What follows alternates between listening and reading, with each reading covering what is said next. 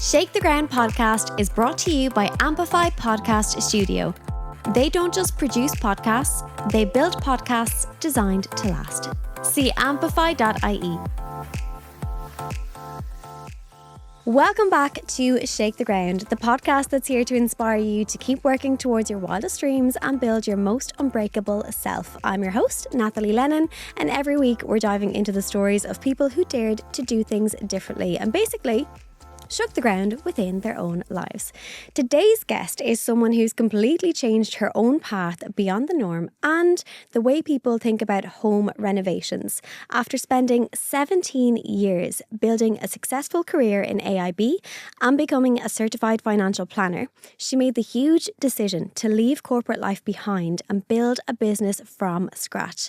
She is the founder of Spreag, a renovation strategy company, helping homeowners save thousands by making smarter financial and design decisions.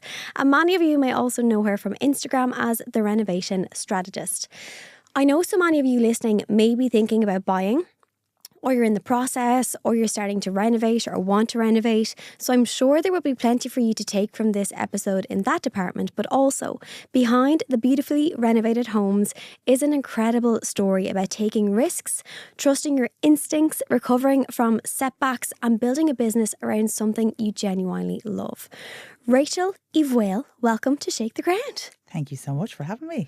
Did I pronounce your surname correct? Very good. Uí Bhaoill, yeah. Very, very good. Well done. I meant to ask you before we start recording. Yeah, no, it's perfect. Some people say, because Irish has different dialects, some people say Rachael Uí Bhaoill, some people say Rachael Uí Bhaoill, but either is fine. Okay. Yeah, nice thank you so much. Good, Michael. I'm so excited to hear more about your story, like your own story from leaving such a successful career to start your own business and then the business itself. We've so much to dive into today. So do you want to start off by maybe telling us a little bit about yourself and who you were as you started to build your career in AIB? Let's start there before we move into the change. Okay, perfect. Okay. So I was a very early school starter. I went to school at 4, which meant I was 16 for my whole Leaving Cert year. I only turned 17 in the April and then did my Leaving Cert. So I was very young.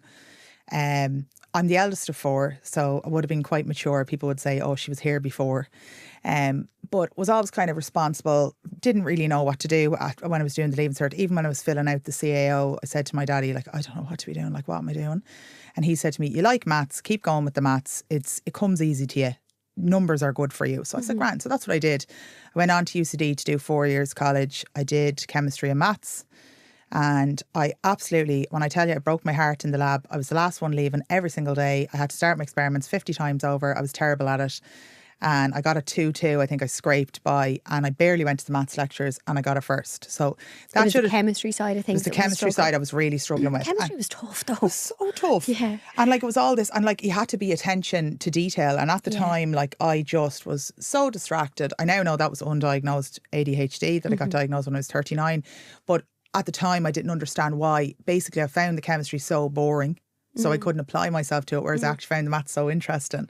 So I could apply myself. So anyway, that was a good lesson to me to say, right, just stick with the numbers, which is obviously what I do now. So even though I've changed careers completely, I'm still sticking with numbers. I came out in 2007. It was a mad time because it was the crash was happening. I graduated in 2007. And I worked a little bit in pharma before eventually moving across into banking. Did the graduate programme in Bank of Ireland. And just generally worked my way up through the bank. Yeah. I never loved it, but I never hated it. I always got up every morning. I just got up. I enjoyed it. I enjoyed the banter of the branch. I enjoyed the crack. There's great camaraderie in banking. Some of my best friends are still in banking. I would have met them through banking.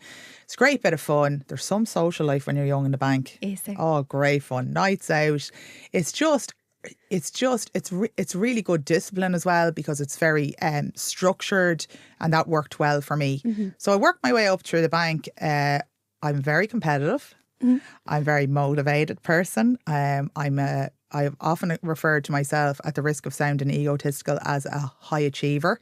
Whatever I put my mind to, I want to be the best. I wish I didn't sometimes, but I do. So as I worked my way up through the career, I just kept getting, you get promoted, more money. You get promoted, more money. And then you build a life off that money.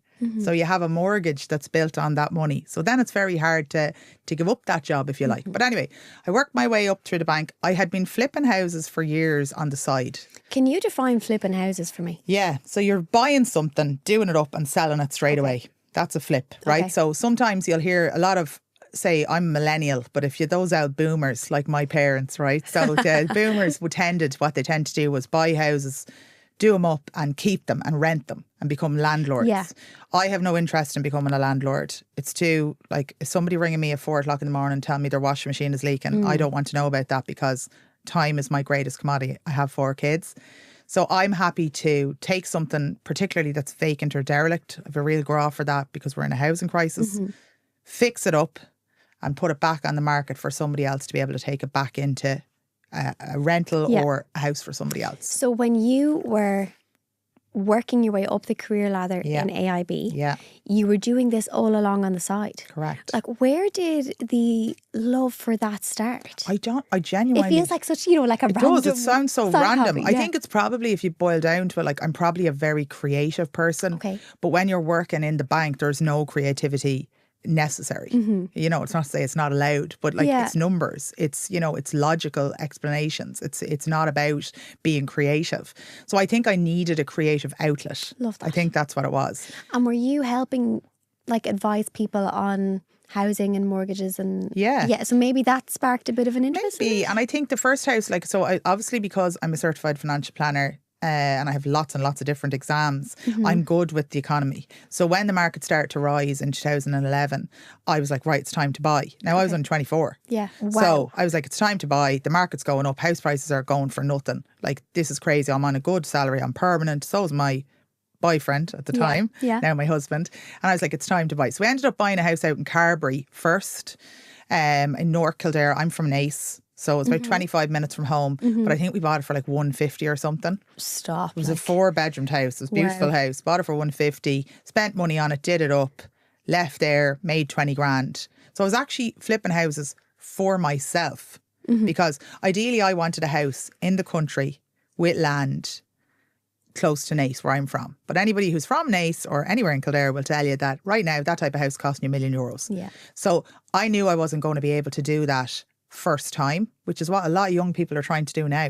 They're trying to buy their first house as their forever house. Yeah. That old style that the boomers and us millennials would have done, where you buy a house, a small house, put a bit of work into it, sell it, make a profit, buy another house, do it up, sell it, make a profit. That skill or desire to have that skill seems to be gone now. Could I ask a quick question? Of course. And now I don't want to jump ahead too soon in our whole conversation, but just since you said that, do you still think it's a wise time to be doing that? Because initially, as someone who really doesn't know enough about the property industry at all, I would just presume that it's a bad time to buy something, to do it up, to sell it, because is the market potentially not going to change at some point soon? Yeah, I actually only had the masterclass on Wednesday night, and I spent a lot of time teaching this on Wednesday and give people the context behind the market. So it's hard to say exactly what's going to happen. Like, even though, I mean, I'd probably be more qualified than most, given all my background and my exams, to talk about this. Nobody has a crystal ball. Yeah. Nobody really knows. But the reality is we're about 60,000 homes a year short of where we need to be. So as long as demand is outstripping supply, the housing market won't go down. Yeah. That's the simple way to look at it. Yeah, that's you need to have more houses than there's people who want to buy them before the market starts to drop. And we're nowhere near that. Nowhere near that. Okay. Now, we are at a place now where you start to see houses have been levelling off. Why have they been levelling off? Because the prices are going so high that young people can't afford to get the mortgages to buy those houses, which means young people are priced out. So then there's not as many people going for that house, which means the house doesn't go for 100 grand over. That's what's happening now. Okay. It doesn't mean that the supply is outstripping the demand. It just means that I think what will happen is they'll level off for a while. Yeah. But if you buy a house, which is what I encourage people to do on Instagram, that is an absolute dump. And it costs you 100 grand to buy that dump, and it costs you 100 grand to do it up, but you get 70 grand or 50 grand of a grant, then it's only cost you 130 grand. Yeah. You're never going to be in negative equity with something like that. Yeah, okay. You know, so, and in the meantime, the reason I was doing it for myself, so the first house was in Carberry, Then we sold that, made a Yeah, profit. let's go back a couple of steps there, now. Yeah. Then we went to Naas and I bought a 5-bed semi for 230. So this was your second My second home. Okay. So we went to Naas, we bought a house for 230, a 5-bedroom semi D in Naas. Like you wouldn't get a 5-bed semi D in Naas for less than 700 now. This was 2014.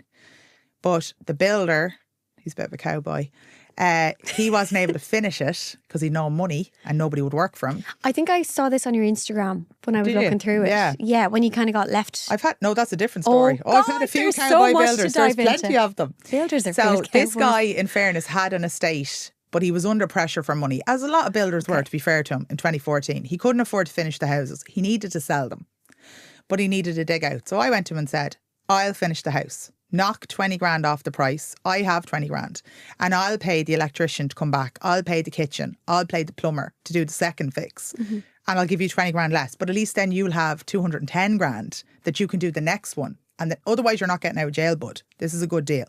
So he was happy enough with that. We did it up 3-4 years. We sold it again. I think I bought it for 230 and I sold it for 340. So I made 110 grand in 4 or 5 years. Now, that was the prime time. Perfect timing. Yeah. But then why did I know that? Because I'm a banker. Most people wouldn't have the confidence in the economy. But the economy is secular. Yeah. So we go crash, boom. Crash, boom. It goes around the circle. It's very simple. It happens over and over again. But it's just the time when people start getting confidence is like 2 years ago. Oh, now is the time to buy. No, the time to buy was 2010. Yeah. So again, I'm lucky in that. I'm not that's not lost on me. I'm lucky that that's my trade, so I know when to buy. So I sold that and I ended up buying a house out in just outside a 2 mile house. And it was a little cottage on an acre. I went for 360. It was really run down, needs a lot of work. It's on my website if anyone wants to have a look. And I spent about 300 grand on that over the last, say, 4 to 5 years. So you bought it for 360? Bought it for 360. It was a 3-bed cottage. I spent about 300 on it, give or take. And it's worth about 1.1 or 1.2 million now. Wow. Rachel, I wasn't expecting that figure. That's insane. It's amazing. Last year we put in an outdoor kitchen. An outdoor kitchen I was quoted 35,000 I think to build. And I think I built it for 11 grand. So that's a lot of what I teach is no, you don't have to spend ridiculous amounts of money. And I won't cut corners. I talk about that a lot on Instagram. I won't cut corners in terms of stability or, fire safety or anything like that. But I will look for clever ways to make clever swaps to get a really good result that doesn't impact the sale price at the end. And that's what flipping's all about. Okay.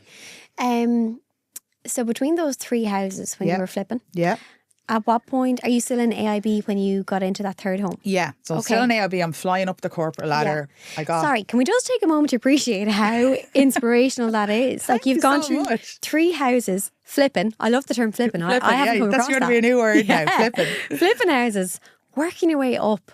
True. The ladder in a serious way to being really high up in AIB.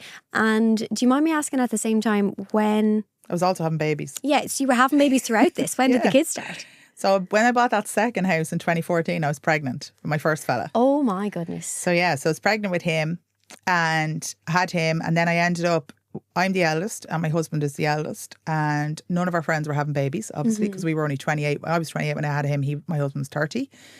And basically then the two of us kind of thought, well, he's no friends because none of our friends have babies. None of our siblings have babies. We'll give him a sibling. We'll just have one. And we knew we wanted to have a few, but we said we'll just have one more and we'll leave it a little while and we'll have another one. So when I think he was 17 months old, I went into the Coombe for a scan. And then your woman says to me, I'll never forget it till the day I die. Oh, she was a new doctor and she'd never found them before. And she's like, oh my God, it's so exciting. There are 2 babies in there. And I was like, what?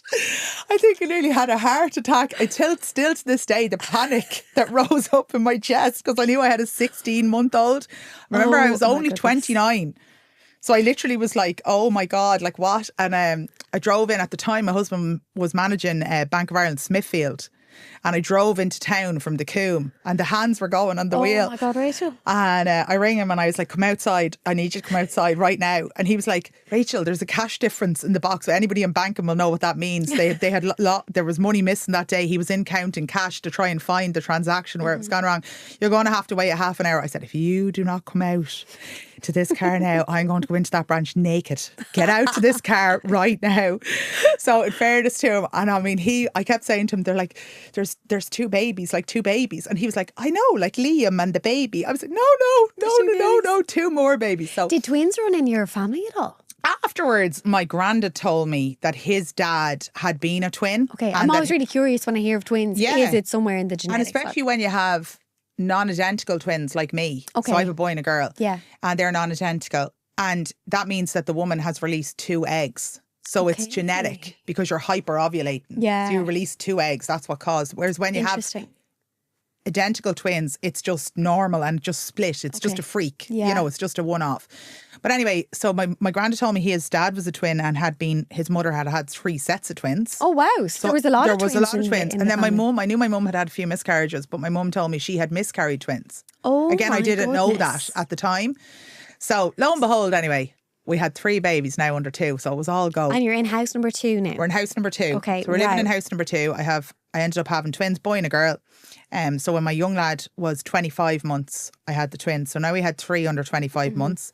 So we're living in that house, beautiful house. Thought we probably wouldn't move, to be honest. But I got the itch again. Yeah. And I think having had, at that stage, I had 2 boys. Boys are very boisterous. You know, that word really does come from boys. They need space. They need space, and I'm a big believer in not trying to contain boys. I think they need to zip line and jump up and down and trampoline and all those type of things. I can see that, yeah. Regulate. And I said to my husband, like, we've got a gorgeous 5-bed house here in Naas. It was 2,000 square foot, but our garden was like a postage stamp. Okay. And I said, I will take a smaller house with a bigger garden. Yeah. So we thought, right, one more move. And that's when we bought the house in 2 Mile House. So we moved out there. That was grand. Now I'm not moving again. So I'm told by my husband. I'm not allowed to flip anymore because the 4 of them are settled now. So we moved out there. We did the first build. We borrowed 150 grand because that's all we could afford. Yeah. So you do an equity. You buy the house with a mortgage and then you do a top-up mortgage for the work that needs to be done. Okay. So we did that for 150 grand. And that allowed us to rewire the existing house, replumb the existing house, put in new bathrooms and build a small extension on the side. But as you said, what you saw on my Instagram, during that build, it was COVID. Okay. And our builder ran off with 30 grand of our money. That is what I saw on your Instagram. And I don't have experience in this industry yet. How can that even happen? I don't understand how someone can run off with that much of your money. I think what happened was, so generally what would have been done, what is done across the industry is when you start with a contractor, they'll ask you for money in advance, like a deposit as such, which is fine. So we had given him a deposit of, I think it was maybe, what it was, 20% of the build, which would have been the 30 grand. And what we didn't know at the time was he had legacy debt. So he owed money to his carpenter, his plumber, his whatever. So in order to get them to come on my job, he had to use my deposit to pay them to come back. So effectively, he was using my money to pay off work that they'd done on other people's houses. Okay. And that was the problem. Oh my God, how sickening for you is that? And we didn't realise at the time. It was only what happened was we got about 4 or 5 months into the build and he asked me for more money. And I was like, and again, I was so lucky because I am a financial advisor, financial planner. I was like, no, I've worked out based off the work you've done. I've overpaid you already. I'm not giving you any more money until the roof is on, or I'm not giving you any more money. And he was like, well, then I can't finish the job. And I said, well, why? Because you have loads of money. I can't understand why. And that's when he said, oh, well, I actually owed 15 grand in such and such a building providers and I actually owed this, so I had to use your money. He was honest with you about it. He was blatantly honest, in fairness, which was great, but at the same time, it didn't help us. So we were away at the time on holidays. We had done a week, I think, we went to that place in Kilkenny, is it Mount Juliet? Yeah. Because you weren't allowed to travel abroad, obviously it was COVID. Yeah. And then my parents have a house in Tramore, so we were down there for a week. Lovely. And when I came back, he'd pulled all his tools off the site. He was just gone. And you couldn't contact him? He did come and meet me and just said, there's nothing I can do. Like, I've no money. Like, just get over it, basically. Long story short. Is there some sort of loophole there where you can... I did. Hold that against him and he has to pay eventually? I got a court judgment for 30 grand, 29,000 and something. Yeah. But he didn't have any money to pay me back. So you can't take money from a stone. So it just gets gets tied up in his business. Correct. So if he ever gets rich, I have a leg to stand on. But right now, I don't. So you just keep an eye on him. So like we had to brush ourselves down. We were both working in jobs. Obviously, banking never closed down during COVID. So I was still working Yeah. as such. But at this point, you have 3 children. Yeah, 3 and he's children. only out of 30 grand and you're in the middle of trying to renovate this home. Correct. So again, it was a good lesson learned for kind of the work I'm doing now. It was a prerequisite to what I'm doing now. Like all those experiences have shaped the company I've built now. Yeah. And I think what happened was I probably felt sorry for myself for about 2 days, but I'm a quick woman to get over things. I'm good in a crisis. And literally I was like, right, what are we going to do? So we had to strip back our finish. So I had planned on spending like 20 grand on solid wood floors. And I had spending like 10 grand on extra on the kitchen. But we had to start stripping back. Okay. And actually, again, that was probably another prerequisite to what I'm doing now because I learned I'm not really compromising that much. And I would have spent that 30 grand and I wouldn't have got that much more for it. Do you know what I mean? So that was grand. So it was on house number 3. In the meantime, I've gone on to do 2 more drawdowns of mortgage. I think we did a 50 and we did 100, 2 separate. So I've spent about 300 grand on it at this stage. But we have a 5-bed, A-rated house on an acre within the guts of 5 miles of Naas with an outdoor kitchen. Like we have everything we could ever want. Like every time I flick the electric gates, I think to myself, how lucky am I? You know, like it's not lost to me that people all over the world, people in Gaza living in tents, I'm very, passionate about that. Look how lucky we are every single day. So no, I'm definitely not going to flip my own house anymore because I have 4 kids to travel along with me. But when you do flip, for anybody who's listening who likes this, you don't have any tax to pay. Okay. That's massive. So as a financial advisor, I spend a lot of time talking about capital acquisitions tax, capital gains tax. Capital gains tax has to be paid on any gain you make, generally on selling of a property, if you like. It's 33%. So if you made 100 grand on a property and it wasn't your own home, you'd have to pay 33,000. But if it's your own home? You pay 0. Right. As long as you live in the house for 12 months, I feel like I need a notebook here for myself today. So as long as you pay 12 months, you've lived in it for 12 months, you pay 0. Lived in it for 12 months before you start the flipping? It's been your only house for the 12 months. Yeah. Even if you are renovating during that time. Correct. Okay. Correct. So as long as it's your only house, you don't have another house that you live in, it counts as such. So that really helped us because each time we moved with the money, I didn't have any tax to pay. Each time you could do that because you were there for 12 months. Correct. Okay. Yeah. And God, there's so much to dive into. Sorry. I'm in awe of how, I guess, brave you are with your moves and with your money. No, I think a lot of people do play it very safe because of, well, I guess right now because of the way the economy is, but also most people don't have the understanding that you have of the economy. So I think it's incredible that you have left AIB to educate people more on what it is they can do. So talk us through that, going back, I suppose, a step again, because there really is 2 stories to talk about here. It's your company and it's the advice that you can give to everyone with what you do, but it's also your story of how you built Spreag. So let's talk about how that all started. Okay.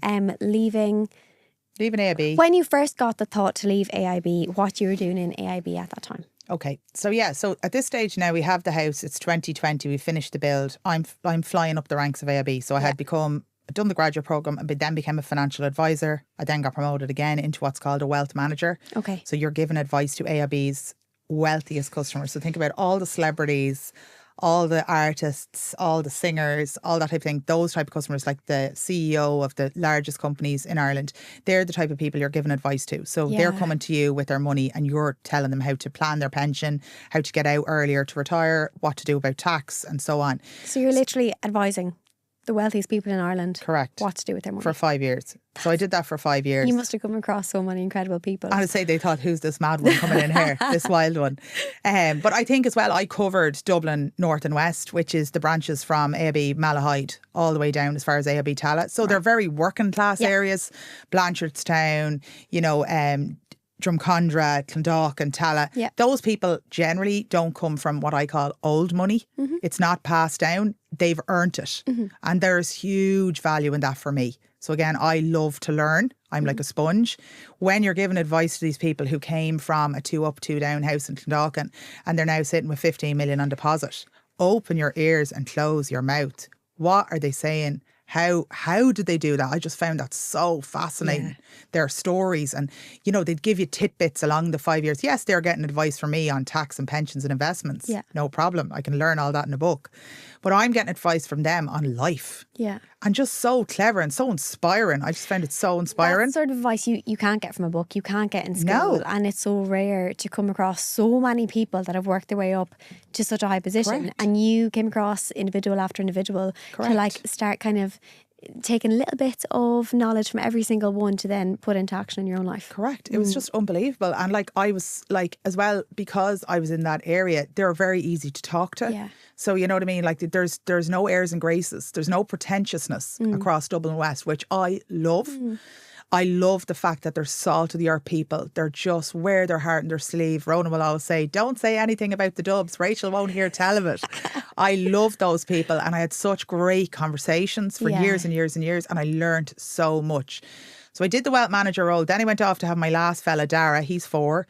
And when I came back, I said to my boss at the time, I'm bored. I had been number 1 in the country a few years, like it was very target driven in AIB. I'd been number 1 in the country, financial planning manager, most sales, most this, most that. That is incredible. You say that like you're just kind of going over it willy-nilly. At the same time, you've got three children and you're flipping houses. Like, I know. You're just insane. But then I did tell you at the start, it was all undiagnosed ADHD. People say, what batteries you're on? And I used to be like, I don't know. But now I do know what batteries I'm on. So I have to be moving all the time. That's how I regulate. So I said to her, like, I'm not challenged. I need something else. And she said, just hold your horses there. Will you just come back from maternity leave and relax yourself there and get going? But in the meantime, a few opportunities come up. AIB were building a new life company called AIB Life. And I basically, between the rigs and the rules, I was asked to go across and become the head of advice over there. So what that means is running a big team to generate advice for these wealthy customers and to build that customer journey. What does it look like when a person comes into AIB Life for the first time? How do we give it advice? And I probably threw the rule book out the window, because before it had been very, oh, you're coming in, you have a business, do you want a pension? Whereas actually I believe in holistic advice, whether that's with houses, whether that's with banking. So I don't want to give any advice. I don't feel you can give any strategic advice unless you have the whole picture. Yeah. So what I call a helicopter view. So you need to know everything. So we totally changed the way of giving advice to amazing results in AIB Life. And that is one of my proudest achievements, is that, you know, like now every AIB customer who walks in is getting different advice than they would have got before because of the way we looked at it. But and you basically built that up with a team, not just me, obviously. There was a team of us, but like, yes, I was responsible for advice. Other people were responsible for compliance. I had people who worked on the team with me who were amazing, like 2 assistant managers. They were just unbelievable. And we worked as a team and we pulled together and we got that done. But like, it was a startup. It was an 80 million euro startup. Wow. But it was a startup. So it was 70, 80, 90 hours a week. It was crazy hours. And if I'm being honest, I didn't have any work-life balance, whereas I did in the branch. Okay. Because when I worked in the bank, in the branch, it was only open 10 to 4. Yeah, set hours. So once you go home at 5, I was mommy. And you can clock off. You don't need to be switched on. You're mommy, but you're still flipping, but you're flipping like that's just your passion project. That's a hobby. Home. Yeah. Flipping was a hobby to me. I enjoyed it. At this point, you weren't doing that to any other properties. It was just your own. Okay. Correct. So I had done one for my parents, their holiday home in Tramore. Which is like family, so it's kind of like still a passion project. I genuinely just felt it was a hobby. Yeah, okay. I enjoyed it. I didn't see it as work. Yeah. And when you were going to move into helping to build AIB Life, had you had your son? Yeah, so just after. He was about 1.5. Came back from maternity leave. Yeah, he was about 1.5, so. Yeah. Oh my goodness. I know, so it was mad and it was busy. So the startup where you couldn't clock off, and I know we kind of mentioned this on a phone call we had, you were up till all hours working on it. Crazy hours. You had 4 children at that time. I know, I did. And it was mad. And like, I remember there was a running joke in because there was a few heads in AIB Life. And one of them, my own boss used to say to me all the time, you're not the only one with 4 kids, Rachel. And I used to say to him, but I'm the only one without a stay-at-home wife. How do I get one of them?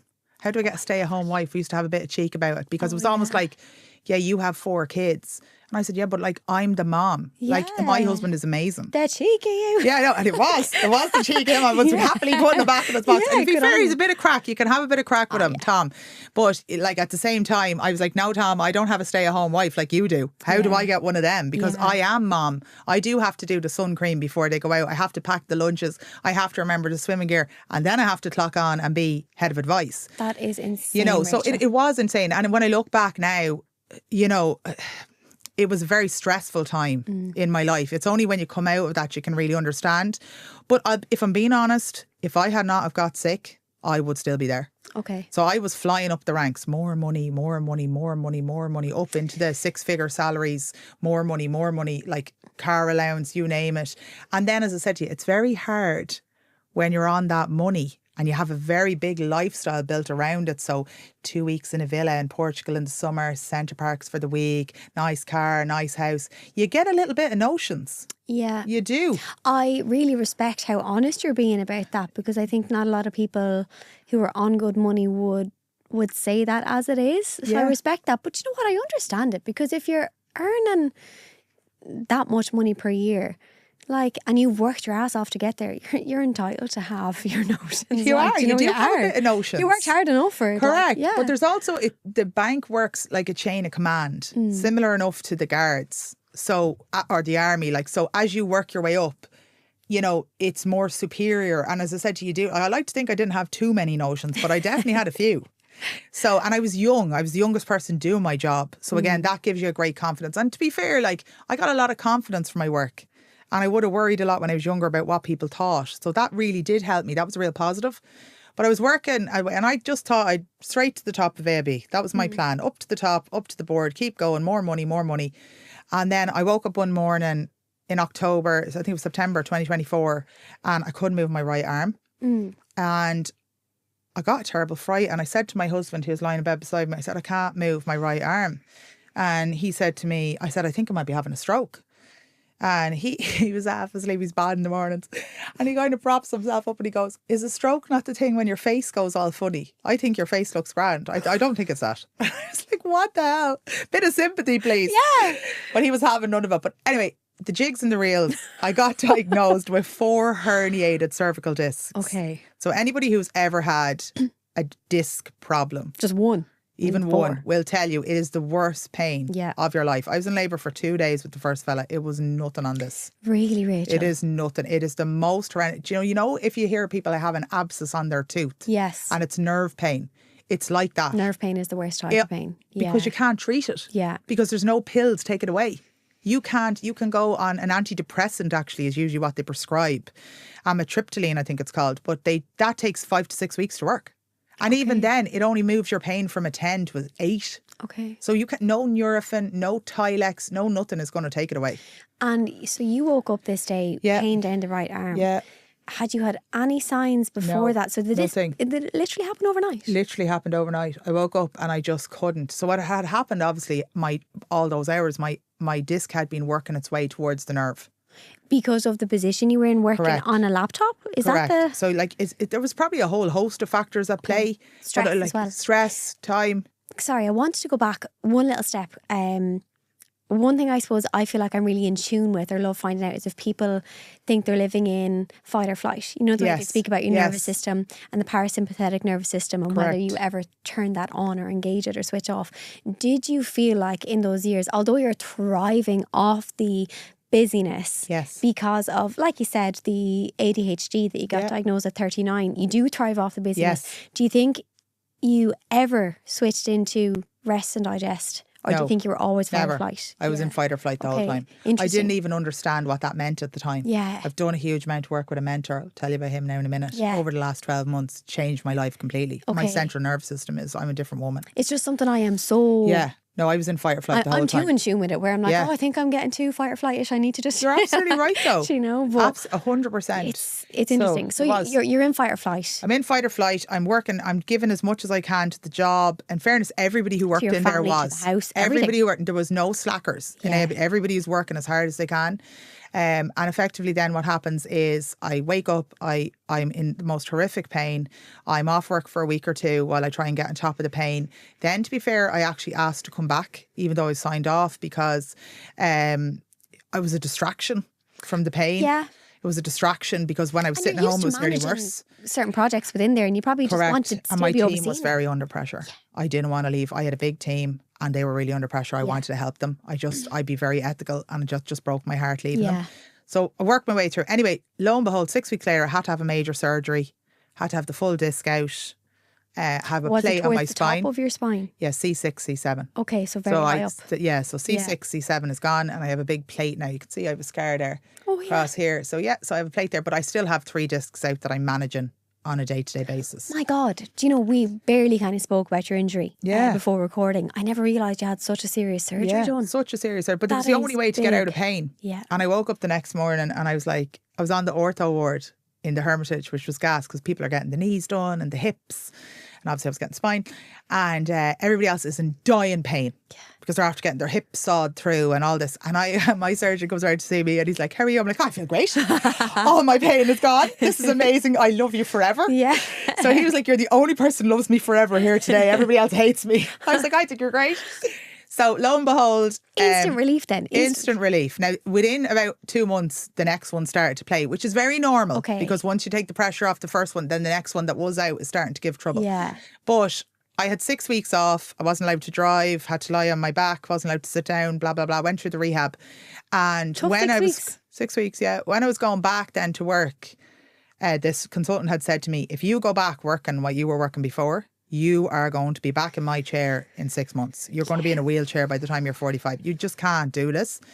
So my husband, in fairness, was the one who encouraged me. He was like, give up the job. Yeah. And I was saying, what, are you mad? Like, I'm flying up to your AB. And he was like, give up the job. Our mortgage is $2,800 a month. So it's a lot. Mm-hmm. But he's on good money. Mm-hmm. And he said... And he's in banking as well? He was in banking for years. He actually works for my parents now. They have a publishing business. Okay. So he works as their GM. But he said to me, I can just about afford to pay the mortgage, but we'll get by. And he said, in fairness to him, I'll never forget it. He was like, I know your energy. You will find something to do. I'm not worried about money. Like, you will figure it out. And you have to give 3 months notice when you're at my level in the bank anyway, because you have to inform the central bank that you're stepping down and you have to get someone else to apply, blah, blah, blah. So I had 3 months grace, but I didn't know what I was going to do. Yeah.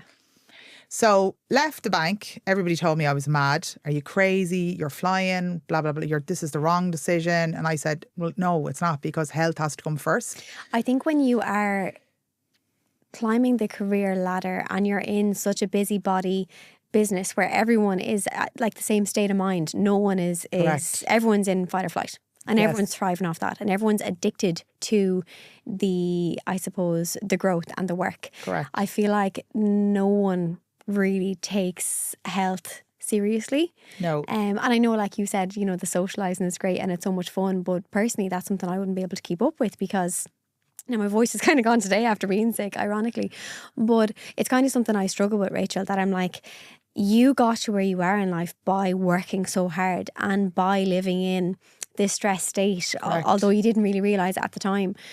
Whereas I do think it's very hard to work your way up in life to being so successful without going through a period of having to work yourself into the ground. And it's just something that annoys me about life, that there's very few people become extremely successful without going through a period of deteriorating health. Correct. And it's terrible. It is what it is. Yeah. I think, and you're so right, Natalie, but you have to come through that to gain the perspective. Yeah. That it's not the push and the performance, which is what I was doing for years. I was performing at a very high level all the time. I didn't, like, I actually said this recently. I have a coach, a fella called Brian O'Loughlin. Don't know, do you know him? He does Infinity Movement. He has a very good follow on Instagram, but he... I think I do. Yeah. Does he do a lot of mobility stuff? Yeah. And he used used to be like coach the Dublin football team when they were winning all the All-Irelands, and he's my mentor. Wow. And I locked in with him about a year ago. It's the best money I've ever spent. Mentor from a side of just lifestyle or like business, a bit of everything. Okay. A bit of everything, yeah. So I think you're going to love, I'll tell you about him now, but I think you're going to love what he does. Okay. So So sorry, you were saying everyone in AIB thought you were mad to leave. Mad, because I But- had been handpicked as a future leader of AIB. I was on this course with these top performers. These are stars of the future. Blah. Like even my own parents were like, Jeannie Mac, okay, at the start. And then I was like, I have to make a change. I know myself. I don't have the discipline. If I go back in there, I'll go back to working the hours I was working. You don't have the discipline for self-care. No, I don't. It's funny. I don't. Like when I hear discipline, I see it the other way. Yeah. Most people don't have the discipline to work as hard as you worked, but you didn't have the discipline to mind yourself. It's addicted. It's addictive. Yeah, when you're working in that industry, it's addictive because you want to make, well, for me anyway, I want to make the customer journey better. I want to make the AIB customer experience better, better. So I'm always thinking of more things, more hours. But what it was it was time away from my kids. Yeah. I mean, I literally got up in the morning, start working at 7 o'clock. Then I'd come down at 8, help to get them ready for school, put them on the bus, out they go out the door. They didn't come back through the door till 6 o'clock. I'd feed them. I'd be shouting at them because I was in fight or flight. Yeah. I wasn't that kind, considerate mommy that I had been when I worked in the branch. I was just, my nervous system was on edge. Yeah, I think that's what a lot of people kind of don't realise as well, is when there's a lot of stress in other areas of your life, you take it out on the people closest to you and you don't even know that at the time. No, and I didn't. And then I'd put them to bed and then I'd go back upstairs and work from like 8 p.m. until 3 o'clock in the morning. That was one thing you kind of told me when we had a chat beforehand. I still can't wrap my head around that. But there wasn't just me. There was loads of people doing it. Because we used to actually call ourselves, excuse my French now, we used to call each other the hardcore bitches. Yeah, no fair. Because we were like you'd log on and you'd be on at 1 o'clock in the morning, it'd be 2 or 3 other people. And you're all on at the same time. All on at the same time. So it was the culture in there. You know what I mean? It wasn't really, it was. It is the culture. It's the culture. And I'm sure there's a part of, maybe a part of it then where some people feel like they're not doing enough if they're not clocked on at those hours. I tried to protect my team as much as I can, and I think that's the big thing. But as I said to you, it wasn't done. There's no malice in it. It was just everybody was striving towards one common goal. Yeah. And nobody had the foresight to take a step back and say, you know, oh God, somebody could get hurt here, or somebody could get injured like me, or somebody could, you know, this isn't good for everybody to be in fight or flight. But you never really think about an injury like that, Rachel, when you are working. Like it's desk work, a lot of it, Correct. is it? Like Yeah, you don't it's all on really the think desk. of an injury. No, because it's on 3 screens. So you're constantly moving around. But as I said to you, like I decided then afterwards, right, I'm not going back. So I gave my notice in and I left the bank. And in fairness, I've helped my parents a lot over the years with their holiday home, their own pensions, their own bits and pieces. And they kind of came to me and were like, we'll give you a few bob to get you going. We can be your first clients. Okay. So we'll give you a float and you buy houses and do them up. So did they come to you with the idea that this is what you could do? My mum. You actually didn't sit at home going, this is what I'll do. No, my mum came to me, and she was like, and to be fair to her, long before I even left the bank, before I got sick, she had been asking me to do another one for them because I had done a house in Tremor for them. Yeah. And she had asked me to do another, and I kept saying to her, when am I meant to find the time, ma'am? Between the 4 kids and the mad job, like when am I? So it was then at that stage, she was like, we feel like you've done a lot for us over the years. Yeah. And I was like, no, I have their very best interests at heart, always your mommy and daddy. And I said, she was like, no, it's payback time. We're going to help you. Oh. Which is honestly, it's heartbreaking. But she was like, we're going to give you a few bob and that's your money and get started. And we'll do it over a 3-year deal. And at the end of the 3 years, you pay us back all the money, plus loads of profit, obviously. Yeah. No, it's no pressure. But it'll get you going. And it did. And they were my first clients. And then I have other clients now as well I bring on or whatever. So I think the one big thing I learned when I worked in AIB Life was, as a certified financial planner, I planned everything out to a T. Yeah. And the one skill I learned in that, and I was a control freak. Yeah. But the one skill I learned in AIB Life in a startup was you cannot control. So actually what has happened with Spreag, which never would have happened before, was I haven't made any plans.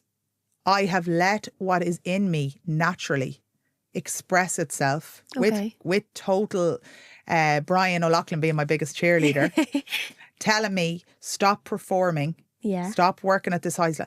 Relax, let your central nervous system relax. I've done a huge amount of shadow work. Oh, I love this, Brian. I love shadow work. Yeah. Done a huge amount of shadow work about how I felt guilt, and that's probably why I performed, how I felt shame, and that's how I performed. I've got rid of all of that now because I've sat in the guilt, I've sat in the shame, I've done the shadow work. Sorry.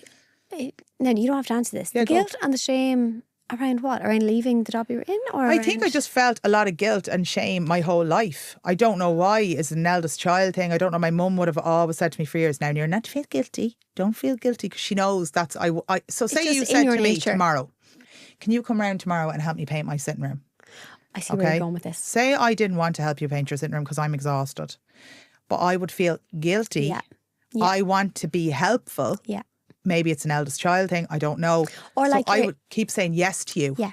And then so I don't feel guilty, but then instead I feel resentment. It's kind of like people pleasing, deep empath. And Correct. do you know, I actually really relate to that, Rachel. Yeah. Yeah. I feel like I barely said to you before we start recording the journey I've been on with fitness and food, my body and all that.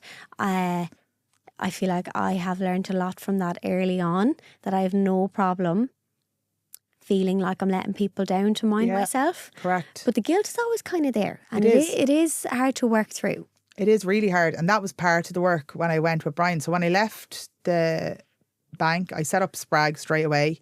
I was like, right, I don't know what this is going to be. I don't know what services I'm going to have, but I know I have my mum and dad as my first clients. Yes. And I know I'll buy a few houses for them and I'll start to do them up. And that's what I did. I bought a few houses out of the money they gave me and I started to move along. Fantastic that you had a few houses. I was so lucky. You know, that your parents were in that position, and then these were your projects to build Spreag from the ground up. Correct. Literally. And Spreag, you told me this, but can you define it first? Yeah, Spreag is the Irish word to empower. Yeah. And that's what I try to do. Like, I would have spent a lot of time in the bank as a key motivator. I can be very motivating. I know that's one of my good qualities.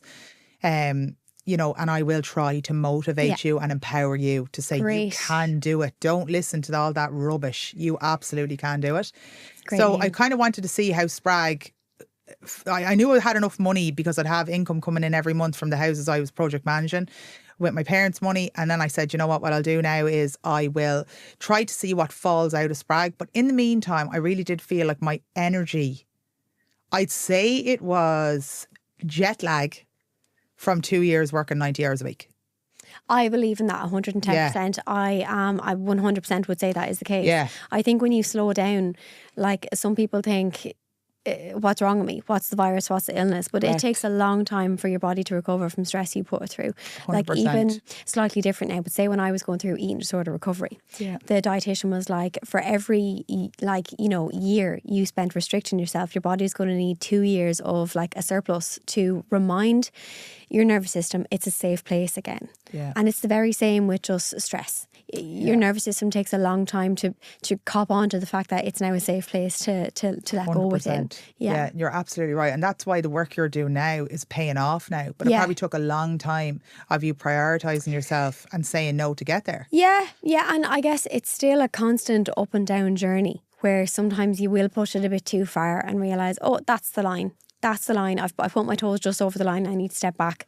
But we spent years way beyond the line. So at least now we know when we're just a little bit above it, step back. Amazing. And I'm sure it's similar for you. Yeah, I think that's what happened. I felt I had lost my mojo. Okay. So for years I was able to perform. That's what Brian calls a performance. Yeah. At a very high level. And I had followed Brian for a long time as he's just really motivational and he's just not a spoofer. Yeah. He just says things like they are. And it just really resonated. I was like, I think I have a feeling like I need this guy. I just need to. I need to go check out his social media He's more unbelievable, after this. right? Yeah. So lo and behold, anyway, I reached out to him and I asked him about his coaching program, what was involved, and whatever.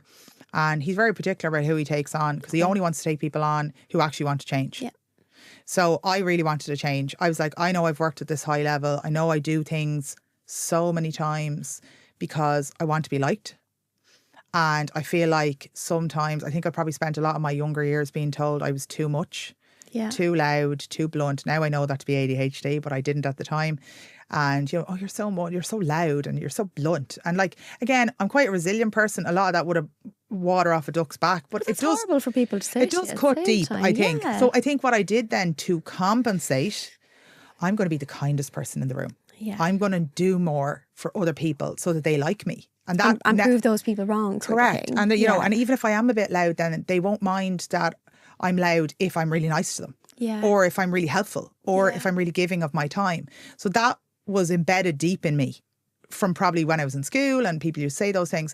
And then he got me to look at that and be like, why are you doing all those things when you don't want to. Like, it's not bad to say no. It's okay. And we went through 6 months of what he calls shadow work, where you really sit with the guilt, you sit with the shame, and you start to trust your gut. I'm actually going to get a tattoo very shortly. I have one very small one on my ribs, but I'm going to get another one here that says trust. I love it. Because that's all he says to me. Trust. Yeah. What is your body telling you? Don't perform. Don't do what he wants, what she wants. What do you want? And he's like, you're not going to be unkind. He was like, you're one of the kindest people I know. You're not going to be unkind. Don't think you're a bad person if you do what you want. So he gets you to stop performing and to start trusting in what your body is telling you. And that's what I've done with Spreag. So every time I come to a crossroads and there's a decision to be made, I'm like, what feels right here? And I just keep trusting. And lo and behold, now he said this since the start, he'll say to you, I know you're brilliant. Your brilliance is going to come out as long as you trust.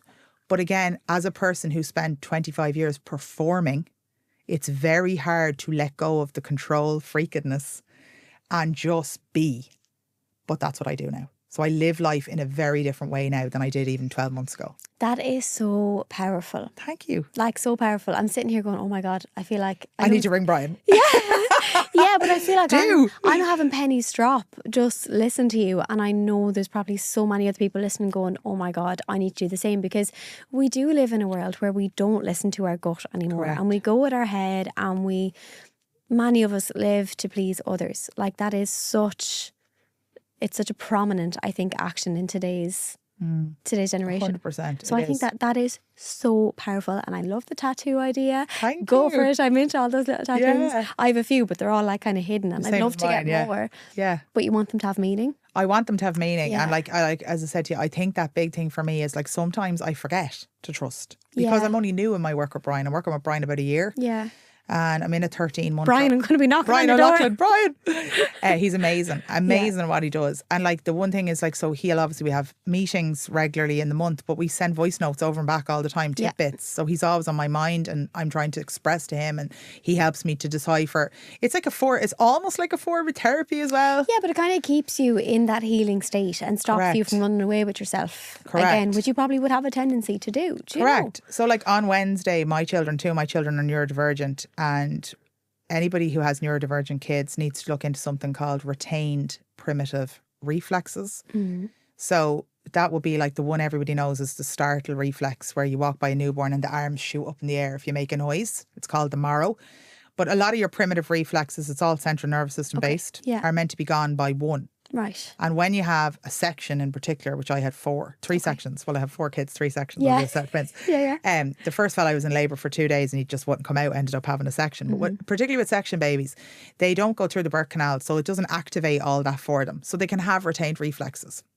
When you have kids who are neurodivergent, they tend to have more retained reflexes. Long story short, 2 of my kids are neurodivergent, so we have been treating that with the psychiatrist and CAMS and all of that, the school, but separately I'm trying to look at all the holistic things that might make life a little bit easier for them. So we were up at the retained reflex occupational therapist on Wednesday with the 4 kids. She does an assessment with them, see how much they've come on, then she gives us exercise for 8 weeks. We go home, work, and then come back. They get better and better and better. I had that for 4 hours on Wednesday morning. Then I had the masterclass on Wednesday evening. There was 43 people on it. There was millions of questions. They were an amazing bunch. They kept me on my toes, asked me loads of intelligent, difficult questions. So I was thinking, oh God, what am I going to say to that? By the time yesterday morning came up, I was meant to be working yesterday. When I tell you I was exhausted. Yeah. Now, the masterclass must take it out of you. It really does, because it's 3 hours of very intricate detail. Sorry, we've mentioned the masterclass a few times, but just to let people know what that is. Yeah, so I do a masterclass. It was really important to me when I built Spreag that whether you had €100 to spend or you had 100,000 to spend, that you'd be able to work with me if you wanted to. So I tried to tier the levels according to affordability. Yeah. So I do a masterclass. I only do it 4 times a year. It's only €100. Yeah. If you do that masterclass, I can guarantee you'll save a minimum of 20 grand on your build, just by all the tips I'll give you. Yeah. It'll be it's really important to me that when you work with Spreag, any money you give us, we wipe our own face. Yeah. So the money you give us, you make it back tenfold. Okay. Every time. And your website is? www.spreag.ie. Brilliant. Anyone who's listening now going, oh, That sounds like it's up my thank you alley. so Yeah, much. no, because we've mentioned the masterclass a few times. Yeah, Not really what said it what is. was. So, Yeah, but so it it's does great. take a lot out of you But I because you can want to imagine. give so much to everybody. So like that was And you are the type to want to like please the people as well. Yeah. So that was 8 hours of intensity on Wednesday. Between 4 hours with the kids in the OT session, and then three or so. Barbara had about an hour getting revved up for the masterclass before I take them, and then we ran over. We did a huge Q&A session, so it was nearly 3 hours. So when I got up on Thursday, I was meant to work. Now the old Rachel would have performed. The old Rachel would have pushed through that. The old Rachel would have got on with it and been absolutely exhausted. And I got up yesterday morning and I was like, I'm not working today. I can't. I have nothing left in the tank. My body is telling me I need to rest. So I sent back 3 urgent emails. And other than that, I didn't work for the day. I was gone. So that is how my day-to-day life has changed with Brian. I knew I was coming here to you today. I wanted to be able to give you the best of me. I appreciate that, Rachel. So thank you. So I needed to fill my cup for you yesterday. So I was like, you know what? I need to do nothing today. And that's where that trust comes in with Brian to say, no, I'm not going to push through. Yeah. I'm going to listen to my body. I'm going to trust what my body's telling me. And then actually what happens is you're better. I couldn't agree with you more. Yeah. I'm like really smiling as I'm listening to you say all this because I relate to it so much. And it's just so funny you explain it that way because yesterday I was literally the very same. I've been a bit, run down. You can kind of hear my voice, whatever. Like you get over that. But I had other work I could have been doing yesterday and I just like that did not do it. Sent a few emails. But when you're self-employed, that's not an easy decision to kind of make or sit with at the beginning. No. And like same as I was like, I have that podcast recording tomorrow. Yeah. That's what I want to be better for. Met one of the girls for like a long walk, came back, chilled for the evening, feet up, didn't even go into the family. I sent them a message. I was like, guys, I'll see you tomorrow. Yeah, 100%. Because we have to fill our own cup. So, Correct. But I really appreciate you, putting the podcast there as what you wanted to fill your cup for. And I'm sure the listeners do as well. And there's been some fantastic advice from a self-growth perspective, from like a listening to your body, trusting your gut perspective, but also a working perspective and setting up your own thing and two sides of it, like learning when you're pushing too much, when to step back. I feel like, Rachel, we could do a whole other episode, a full series. Yeah, you need to start your own podcast. Okay. With what time? Yeah, exactly. That is it. Like I always say this on the podcast. It's such a good sign when I have cue cards full of questions and I haven't literally looked at them once. Yeah. I flicked them there a second ago. I'm like, we've done covered everything. Yeah, we've covered everything. We probably could dive more into the actual renovation side of things and the advice there. I'm just going to ask you 1 or 2 questions because we're probably coming well near time. If someone is making the decision to go into a renovation project of their own, flipping their own home, where is the one place you see people make the biggest mistake? I think young people in particular, have FOMO. Okay. I think they do the same with weddings. I'm only doing this once. I'm going to do everything. Okay. I'm going to have the DJ and I'm going to have the people standing on the table singing and I'm going to have this and I'm going to have the 10 grand wedding dress instead of the 2 grand wedding dress and I'm not doing that for the bridesmaids and I'm only going to get like, Charlotte Tilbury over to do my makeup because otherwise I'd look ugly. And I think it's just flowers only in season. All these tiny, I'd like to call it with anybody who works with me, they'll hear me rabbiting on about it, the micro decisions. Okay. Over and over and over again. How do you run a marathon? It's not you get up one morning, you run a marathon. You get up one morning and you decide to do 2K and then you do 5K and then you do 20K and then you do your long runs and then you do your hill sprints. That's how you run the marathon. Speaking my language. Yeah, I know you're a runner. My daughter's a sprinter. You were sorry. My daughter's a sprinter. So like I'm into the running now. Not for me personally, but for her, she's a big into a runner. Yeah. So she's the All Ireland's now in August. But like she's a sprinter. She's 100 metre. So I'm used to her with her hill sprints and blah blah blah. Yeah. But like that's how you run the marathon. It's all the micro decisions gets you to cross the finish line. It's not any one big thing. And I think there's so much pressure on young people at the moment. It's like, because when I was growing up, and I said this to someone recently and they were howling laughing, I was like, when I was growing up, the nightclub in Naas was Time. That was the big nightclub in Naas. Yeah. And I used to be able to go out every weekend and wear the same outfit. Why? Because it was nice on me. I looked lovely in it. I felt lovely in it. And there was no pictures. Yeah. Young Social people media now have to wasn't- have so many outfits. Everything has to be done. Different earrings, different hair, different this. The pressure is unbelievable. So it's like, if I don't have the best of everything for my wedding, it'll be a crap wedding. No, it won't. It'll be, if you had just your nearest and dearest in City Hall. Now I see people having 2 weddings. They're getting married in City Hall and then they're having another bash abroad. And again, that's becoming the done thing. And that's more, they're having 2 hens. They're having 2 weddings. Like when I was getting married in 2013, there was just 1 wedding, obviously. But I'm just saying, like, it's this, I feel, they feel if they don't do that, they'll fall short. You won't. I love that. And it's the same with houses. If I don't put in the electric blinds and I don't put in the underfloor heating and I don't put in the best of blind, don't put in the best of couches, I'm going to fall short. You won't. So actually, when I was speaking at the Renovate of the Year show in February there, I was asked to deliver a keynote speech. And the title of that speech was, Know When to Say No Before You Blow Your Budget. Brilliant. So it's what you don't do. Yeah. Actually. So it's can, and I said this the other day, like, can we get you 95% of the way there from an aesthetic point of view on Pinterest? So this is the Pinterest picture I love. Yeah. Can I get you 90 to 95% of the way there for 40% of the cost? And I'd say you can. Oh, I can. All of the time. I can. Yeah. But you have to compromise a little bit. Yeah. You have to compromise, not loads, just a little bit. Lower your expectations. And people say all the time, like to me, God, you're so relaxed and you have 4 kids. How are you so relaxed? Like, so usually my friends who have 1. And I say to them, have more. The more you have, the more children you have, the more you lower expectations. Your expectations used to be, you know, feed them pureed caviar, and your expectations now are keep them alive. You know what I mean? So it's lower your expectations. Like, stop being so hard on yourself. Good enough is good enough. In any part of life, when you're planning a wedding or when you're renovating, good enough is good enough. I think if we can get people to come back the way a bit. Stop comparing. Correct. And Keeping up with the remember what Joneses. matters. It's not the things, it's the people and the memories. Correct. But you can still have a gorgeous house. Yeah. And like, why does that matter to me? It matters to me because whether you spend €1,000 on your tiles in your bathroom per square metre, which some people do, or you spend 30, this is how I look at it as a flipper.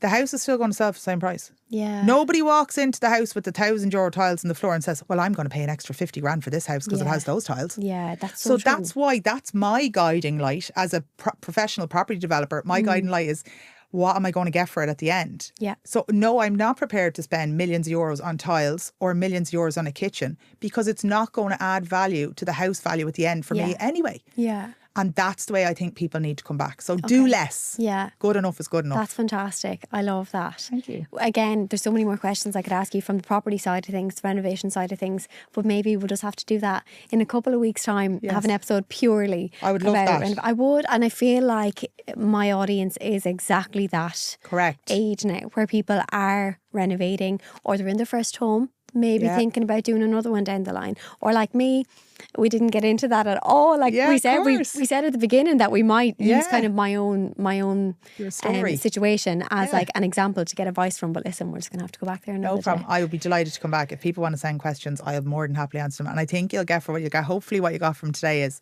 there's no door up with me. I'll try and be as approachable as I can. Anything you ask me, I'll give you a completely honest answer. Yeah, I love that. You're incredible, Rachel. You really, really are. You're such an inspiration. Instagram has grown for you a lot over the last 6 months. You share so much helpful information there. So much. So let people know your handle. Yeah, so my handle is, so I obviously have a Spreag page, but that's very upmarket, kind of the Spreag Instagram page. But if you want to come and follow the madness that is Rachel and the Four Monsters, we're on at The Renovation Strategist. You'll find me on there. Thank you so much for having me. Really enjoyed the chat. It's been the dream. It's been the dream. And guys, we'll link Rachel's website and her Instagram in the show notes as well. If you're listening on Spotify, you can go there quickly. And YouTube, if you're watching there, you can go there quickly. I'm going to finish up with one more thing. Yes. Although by the time I get to the end of the episode, I feel like I know the answer to this question already with everyone. Your ground shaking confession. So confess to us something you've done that really shook things up, big or small, within your own life. I think the biggest thing I've done actually is start to work with Brian, more so than leaving the bank. I wasn't expecting that. I think it fundamentally changed who I am as a person. I think I never, ever, ever would have described myself 12 months ago as a calm or a grounded person. Wow. I would have used the word frantic, Tasmanian devil. Like these were what people used to say, Rachel goes into a branch like a Tasmanian devil. And but then like all of a sudden a branch who mightn't have been having any sales is flying up with sales because I bring so much energy. That was what I was known for. And I still bring energy. But actually since one of the things my favourite thing that Brian has taught me is that when something occurs, I used to never have space between the event occurring and my reaction. It was just immediately, I'd react. Yeah. Now when something happens, there's space and I have a much more measured and grounded reaction to it. So I would now describe myself, which is hilarious to me, as a grounded and calm person. And that's because I reached out to Brian. I really think that was what made the difference. I think everyone listening was expecting you to say leaving AIB. And it just goes to show the power of self-work. Correct. For that to be the ground shaking confession that you shared, it really emphasises the power of self-care, self-work, healing. And remember, that's not just for me, because now I'm a different mother. Yeah. I make different choices. I guide in a different way. It's the butterfly effect. The butterfly effect. So now that's like, you know what I mean? It's generational. That's going to be passed on to them. They're more grounded. They think about things in a different way, and that'll feather out and feather out and feather out. So that's my best work. Oh, Rachel, that's incredible. Thank you for sharing that. Guys, do go check her out on social media. The Renovation Strategist. We'll have her tagged if you're listening on the day of release as well. And like I said, it's in the show notes. Before we finish up, I just want to take a moment to thank our partners at Amplify Media. Working with people who really get what you're trying to create makes all the difference. And Amplify don't just produce podcasts, they help you build something that lasts. If you're thinking about starting your own show or taking yours up a notch, check them out at amplify.ie. And lastly, thank you for listening. We are 8 episodes in to Shake the Ground now, and honestly, I cannot believe we're coming towards the end of our first season, and hopefully we are at the end of our first season, guys. Hopefully season 2 will be up and running for you very, very soon. I'm doing my best behind the scenes to get guests booked in ASAP so we don't have that much of a break, because my goal with Shake the Ground is to get to a point where we don't have weeks in between episodes at all, and we're rolling, giving you all of these inspirational guests like Rachael week after week. So listen, I'd really appreciate it if you could follow the podcast and leave a rating or review wherever you are listening, because it does help us to grow and bring conversations like these to you way more often. So until next time, keep asking questions, keep challenging what you think you know. I want to say thanks so much to all of you for your support to this point. Give us a shout out on social media or send us a message individually if you have enjoyed this, or if there's topics you think we should be covering here. And don't be afraid to shake the ground.